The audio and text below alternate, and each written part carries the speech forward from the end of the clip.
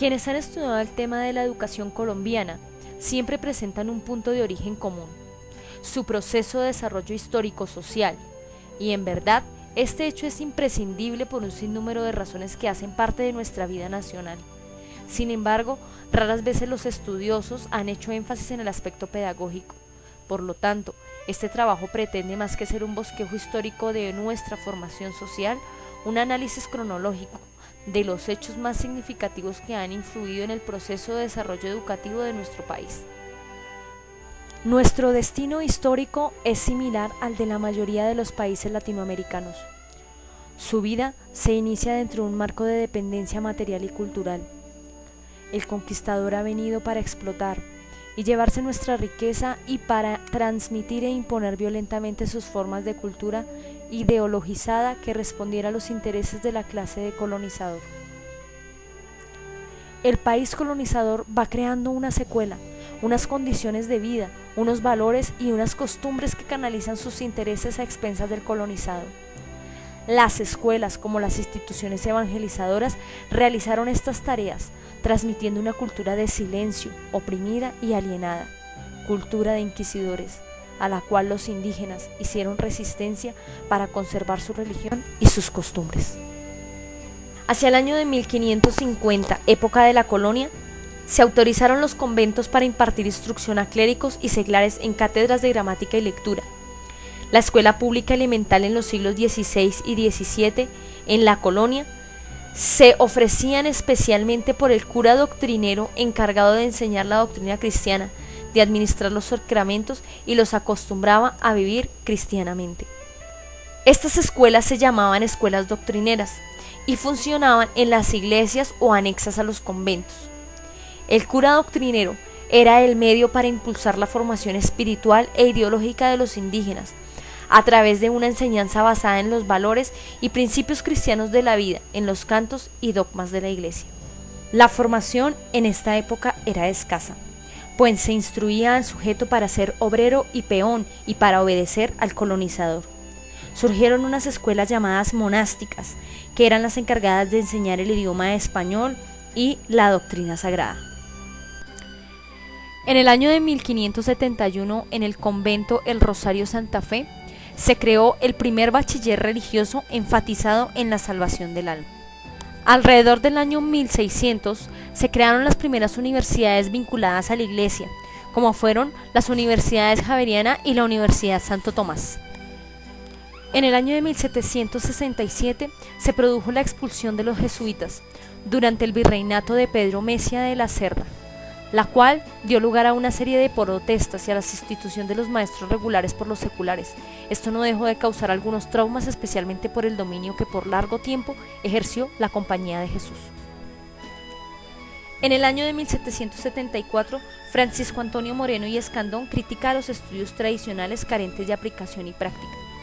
Su influencia fue muy significativa respecto a la libertad de enseñanza y el cambio de la orientación escolástica por una enseñanza más práctica y menos metafísica.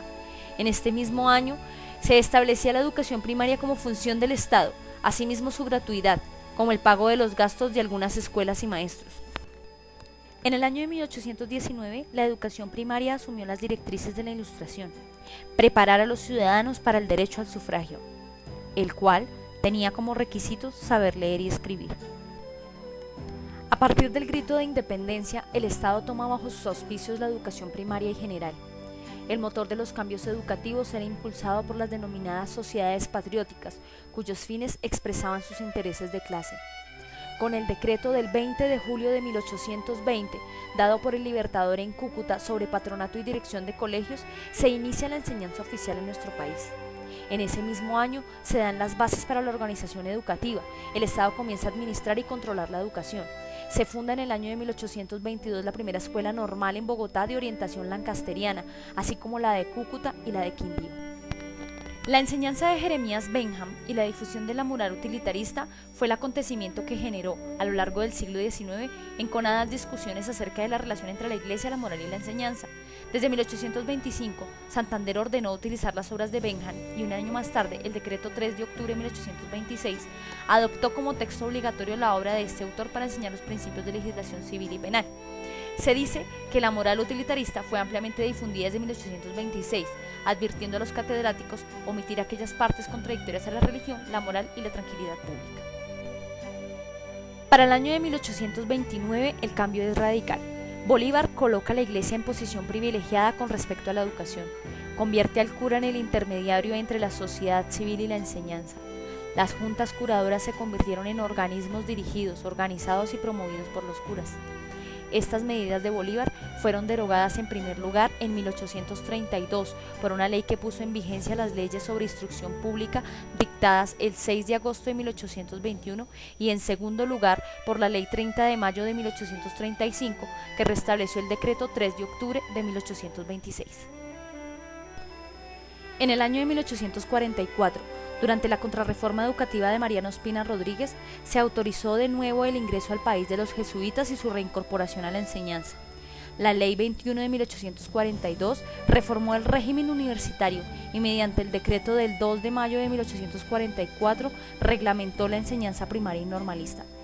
Allí se mantenía la intervención del Estado en la educación pública y privada, aunque se respetaba el principio de la libertad de enseñanza. El Plan de Ospina en 1842 previó la fundación de escuelas normales. Además, da más impulso a la educación privada que a la pública. La primera, a mediados del siglo XIX, empieza a cumplir una finalidad, a formar determinada clase. En esta generación, en 1848, dominan las ideas santanderistas de libertad e igualdad, de abolición de la esclavitud, la libertad de imprenta y de palabra, libertad religiosa, de enseñanza, de industria y de comercio. El Plan Educativo de Santander se restablece con todo vigor en 1853. En 1850 accede al poder José Hilario López, quien de entrada anula los grados académicos y declara la libertad absoluta de la enseñanza. En 1867 fue creada la Universidad Nacional de los Estados Unidos de Colombia en manos del general Santos Acosta. Fue nombrado rector el doctor Ezequiel Rojas. El liberalismo se interesó por impulsar la educación primaria, técnica y superior. La educación comenzó a ser considerada como uno de los factores impulsores para salir del atraso. Se inició un periodo radical donde se dará una separación categórica entre la Iglesia y el Estado. En 1870 se inicia la reforma radical impulsada por el presidente Eustorgio Salgar y el secretario del Interior Felipe Zapata.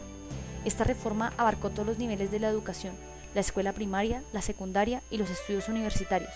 Se caracteriza por tener una concepción integral del problema educativo, ya que incluía desde la formación del maestro hasta la construcción de los edificios escolares y la formulación de una concepción pedagógica coherente con el desarrollo de las ciencias y con una concepción política de los fines del Estado.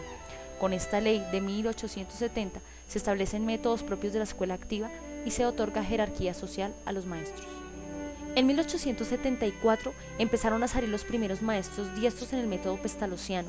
El espíritu pedagógico que impregna todo el plan coincide con las corrientes ilustradas de la educación europea.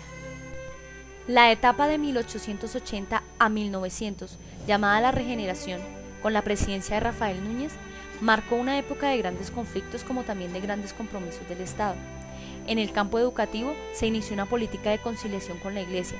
Se firma el Concordato en 1887, a través del cual se concede a la Iglesia Católica el control completo de la educación, el cual conservaría por muchos años. Posterior a esto, se dictó la Ley 89 y el Decreto Reglamentario 349 de 1892, este último conocido con el nombre de Plan Cerda, en los cuales se establecieron las bases del sistema educativo nacional, como un plan unificado y reglamentado idénticamente por el país. Más tarde, aparece el Decreto Nacional del 31 de julio de 1893, mediante el cual se organizan las escuelas primarias de todo el territorio. Este reglamento tiene como finalidad organizar el funcionamiento y ordenar las normas de carácter disciplinario y académico que deben orientar las actividades de los maestros y estudiantes en la escuela. Este periodo se inicia con la promulgación de la Ley Orgánica de Educación, 39 de 1903, dictada bajo la administración marroquí. Esta ley agrega pocas novedades a la ya abundante legislación anterior, pero da una mejor organización al conjunto del sistema. Divide la educación en primaria, secundaria, profesional, artística e industrial. Es importante la división realizada en la educación secundaria en técnica y clásica, como si previera los cambios futuros que causaría la enseñanza media diversificada en la década del 60. La Ley 39 de 1903 estableció las bases del sistema educativo durante los primeros 30 años.